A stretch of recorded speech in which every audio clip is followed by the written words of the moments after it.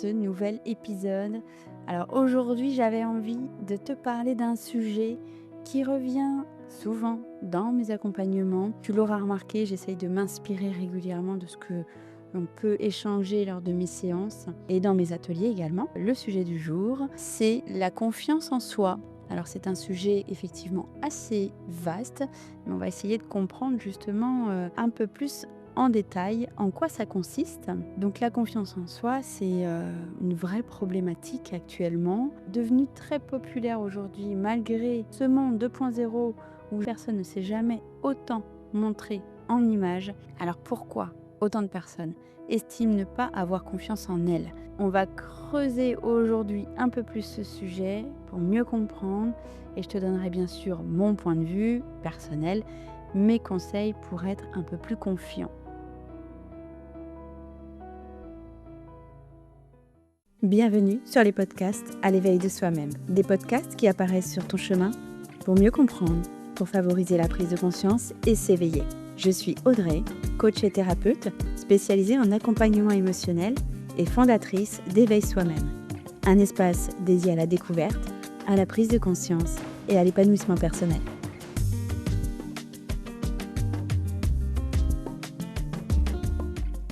Donc c'est un sujet vaste, effectivement, un sujet complexe, et la confiance, c'est pas linéaire. Je me suis intéressée à des enquêtes réalisées sur le sujet, et plus précisément, comment la confiance en soi va évoluer selon les âges de la vie. Alors avant d'entrer dans les chiffres, j'aimerais prendre un moment pour clarifier quelque chose déjà d'essentiel. Parce qu'on confond très souvent deux notions, la confiance en soi et l'estime de soi.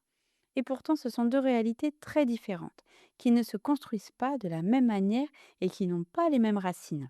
La confiance en soi, c'est la perception que j'ai de mes propres capacités. C'est ma réponse intérieure à des questions comme est-ce que je me sens capable d'agir? Est-ce que je me sens capable de décider, d'oser, de faire face à ce qui m'arrive?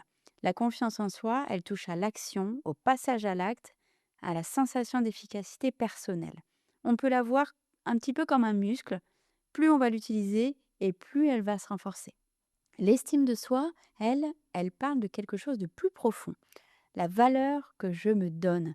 C'est la réponse à est-ce que je me sens digne, aimable, légitime?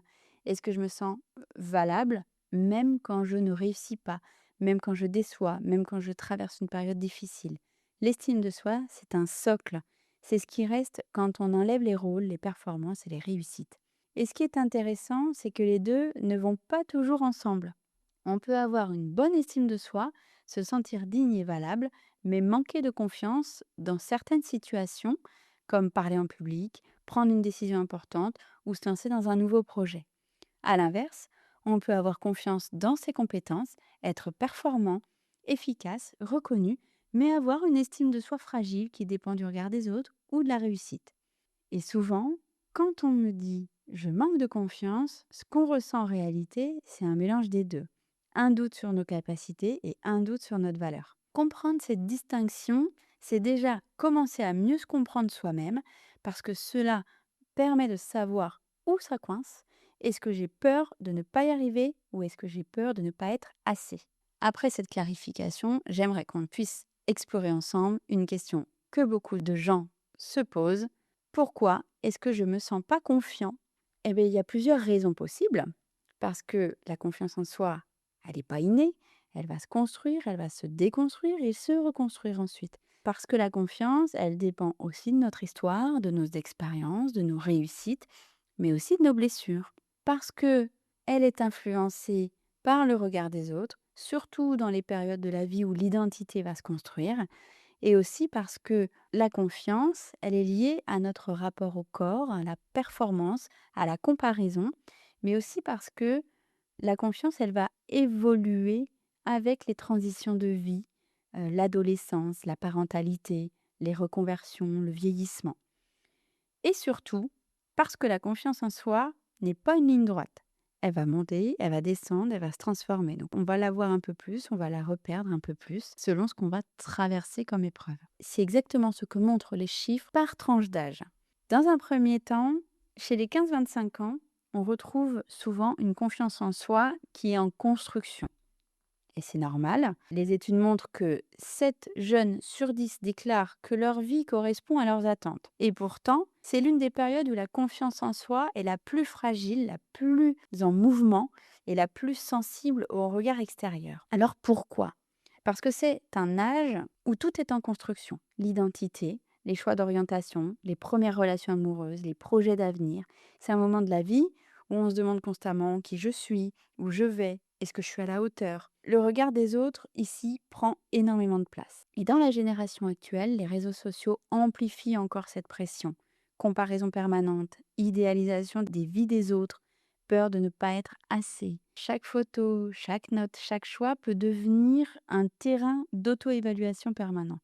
Et cela s'ajoute une réalité neuro-émotionnelle.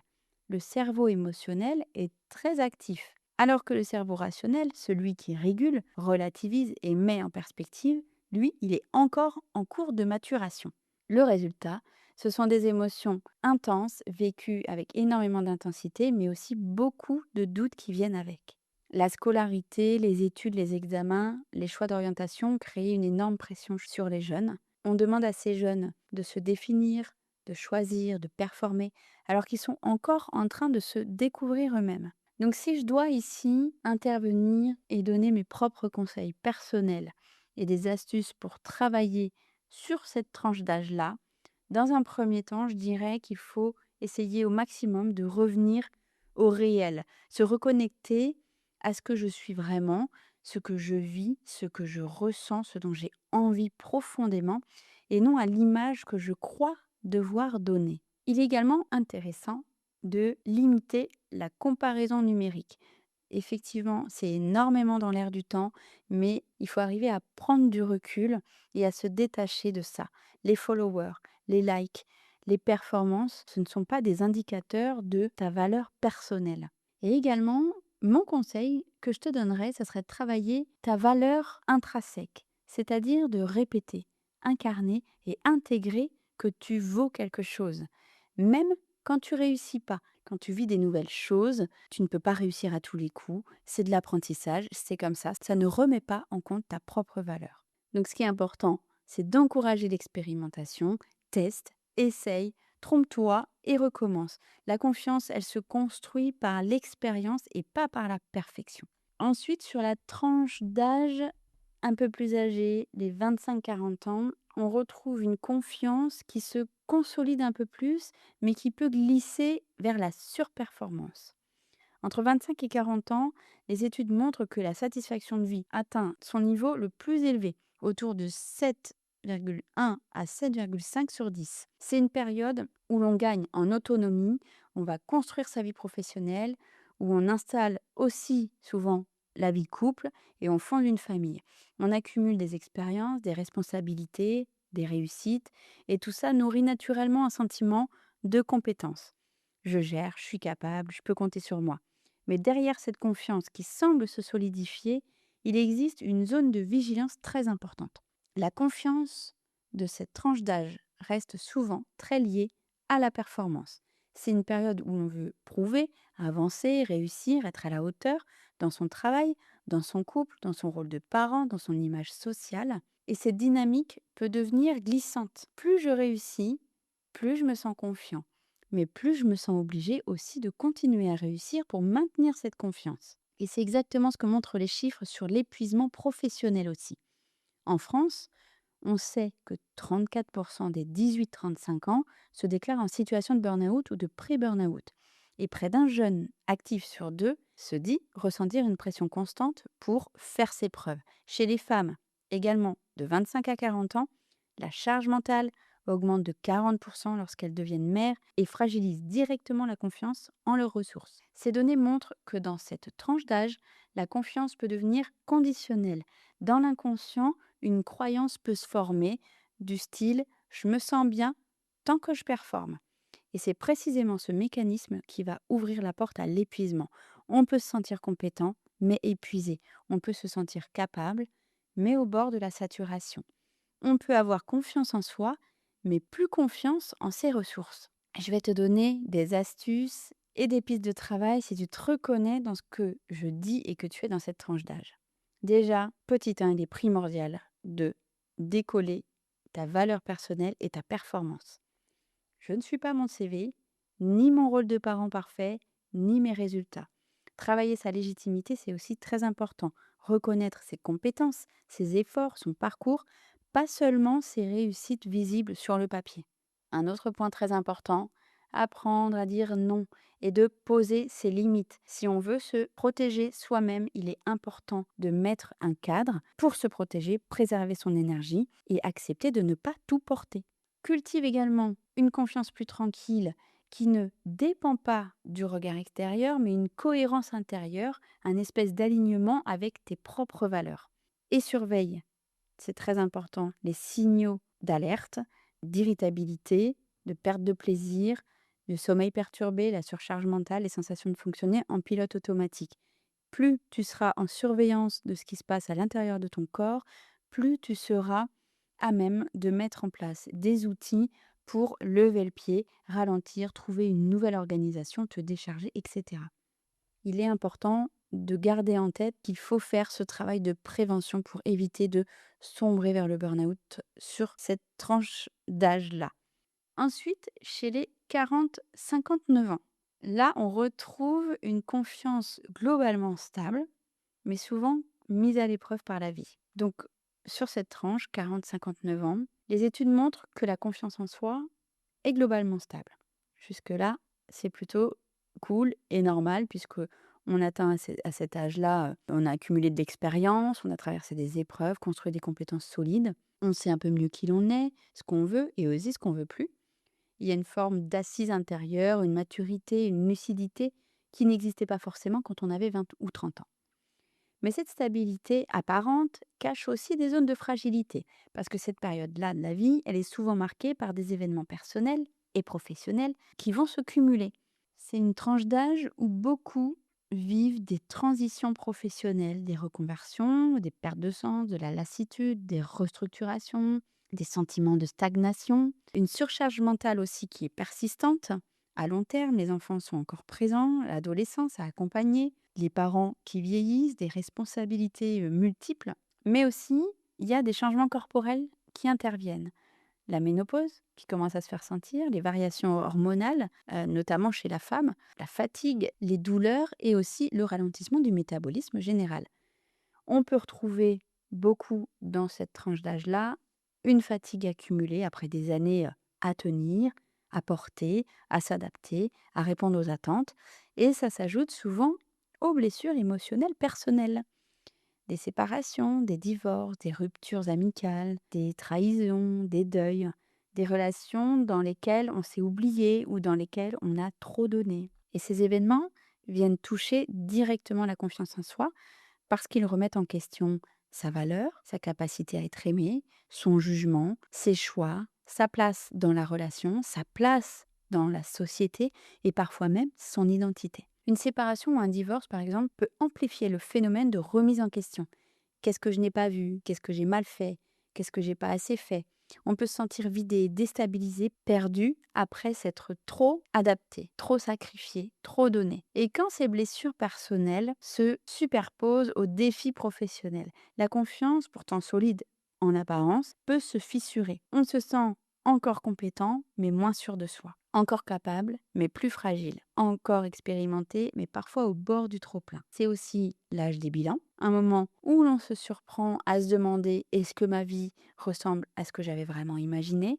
Parfois, la réponse, elle peut bousculer et elle peut ouvrir des doutes, des remises en question, des envies de réajuster sa trajectoire, etc., etc. Je vais te donner des pistes de travail si tu te retrouves dans cette catégorie d'âge et que tu te retrouves dans ce que je viens de dire. Tout d'abord, il est intéressant ici de faire une relecture de parcours. Prends le temps de regarder tout ce qui a été traversé, tout ce que tu as construit, tout ce que tu as appris.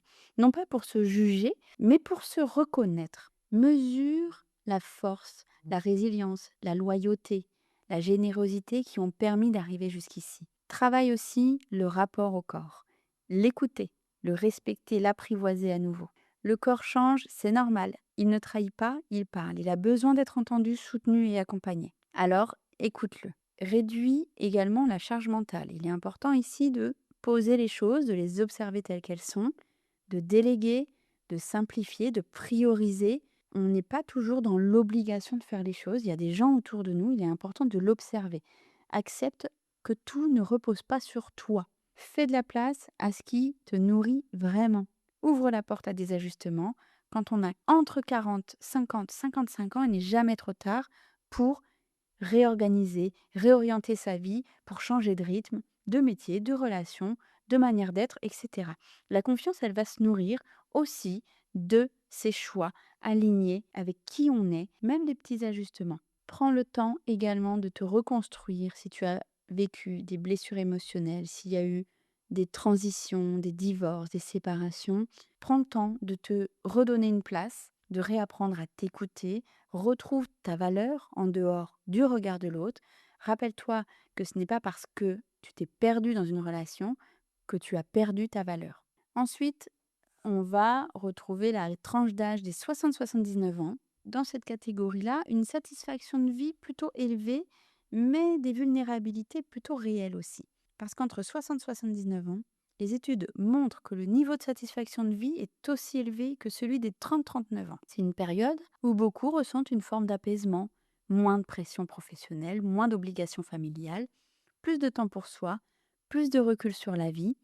Il y a une espèce de sagesse, une maturité, une capacité à relativiser qui s'installe naturellement. Mais derrière cette satisfaction globale, il existe aussi des vulnérabilités spécifiques, souvent silencieuses, parfois invisibles. Les seniors rapportent souvent plus de solitude, surtout lorsque les enfants sont partis, que les amis se dispersent ou que le couple n'est plus là. Moins de sentiments de bonheur au quotidien, non pas par manque de joie, mais parce que les routines changent, les repères se déplacent un peu et on retrouve un peu moins de goût, d'envie, d'entrain.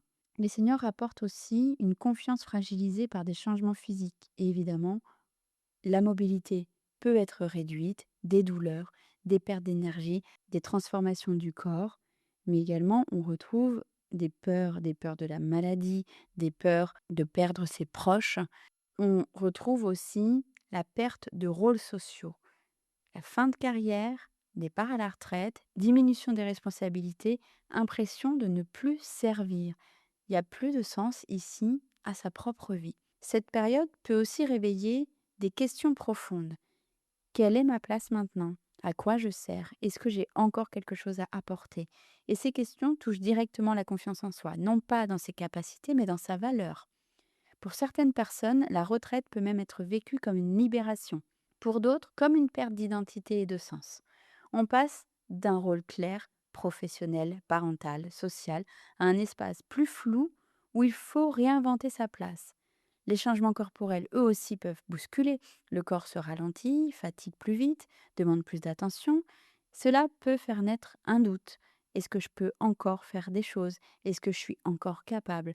Pourtant, c'est aussi une période d'immense richesse intérieure, celle de l'expérience, de la transmission, de la profondeur, du recul, de la liberté de choisir ce qui compte vraiment. Et si tu es dans cette tranche d'âge et concerné par ce que je viens de dire, je te donnerai le conseil de valoriser la transmission, ton expérience, ta sagesse, tes histoires de vie, tes apprentissages, tout cela, c'est ta valeur. Ça a une valeur immense. Ça n'a pas de prix. Redonner une place symbolique à ce qu'on sait, à ce qu'on a traversé, à ce qu'on peut transmettre aujourd'hui. C'est peut-être le moment d'écrire ton histoire, ton autobiographie, tout ce que tu sais et ce que tu as appris de cette vie. Nourris ton lien social. Surtout, c'est très important. Ne t'isole pas. Rejoins des groupes, des activités, des cercles, des rencontres. Rattache-toi à ce que tu aimes faire. Le lien est un pilier essentiel de la confiance à cet âge. Il te rappelle que tu comptes et que tu fais partie d'un univers. Il est également très important de continuer de créer des projets, même des tout petits projets, se configurer un jardin, un atelier, avoir des rituels de marche hebdomadaire ou journalière, faire des petits voyages, des engagements associatifs. Le mouvement est important, il nourrit la joie simple, le sens et l'élan vital. Réaffirme également ta valeur personnelle. Se répéter intérieurement et surtout régulièrement j'existe, j'ai une place, j'ai de la valeur et j'ai encore à offrir. Parce que la valeur ne disparaît pas avec l'âge, elle se transforme, elle s'approfondit, elle s'affine, elle devient plus vraie et authentique. Alors, si on regarde ces chiffres, on voit très clairement que la confiance en soi, c'est pas un trait fixe, c'est pas non plus un don, c'est pas quelque chose qu'on possède ou qu'on ne possède pas. C'est une relation à soi, vivante, quelque chose qui bouge, qui se transforme au fil des âges, des rôles, des rencontres, des ruptures, des réussites et des épreuves. La confiance en soi, c'est un peu comme un paysage intérieur, parfois lumineux, parfois brumeux, parfois stable, parfois traversé de tempêtes. Et c'est normal, parce que nous changeons, parce que la vie nous change aussi, parce que chaque étape nous demande d'apprendre à nous regarder différemment. Alors, j'aimerais te laisser avec quelques questions pour ouvrir cet espace d'introspection à l'intérieur de toi. Où est-ce que j'en suis aujourd'hui dans ma relation avec moi-même? Qu'est-ce qui me nourrit? Qu'est-ce qui nourrit ma confiance? Qu'est-ce qui la fragilise aussi? Et quelle petite action simple, réaliste, je peux poser cette semaine pour me sentir un peu plus solide et un peu plus alignée? Parce que la confiance en soi, c'est pas un sommet à atteindre, c'est un chemin qui se construit pas à pas, expérience après expérience, âge après âge, un chemin où chaque pas compte, même les plus petits, et un chemin où tu es exactement au bon endroit. Et avant de terminer, j'aimerais te laisser avec un conseil, un élan qui repose sur un seul mot et sur 3 lettres. Ose. Ose sortir de ta zone de confort. Ose passer à l'action même si tu as peur. Ose faire ce premier pas qui tremble un peu. Parce que chaque fois que tu vas oser, même un tout petit peu, ta jauge de confiance et d'estime, elle va se remplir. Parce que tu te prouves à toi-même que tu es capable. Parce que tu deviens fier de toi. Et cette fierté-là, personne ne pourra te l'enlever. J'espère que cet épisode t'aura apporté de la clarté, des prises de conscience et peut-être même une nouvelle manière de regarder ta propre confiance. Si tu en as envie, tu peux m'envoyer un petit message pour me partager ce que ça a réveillé en toi, ce que tu as compris ou ce que tu as envie de transformer. Et bien sûr, je vais te laisser sur ces quelques mots habituels. Prends soin de toi, vraiment, parce que tu le mérites.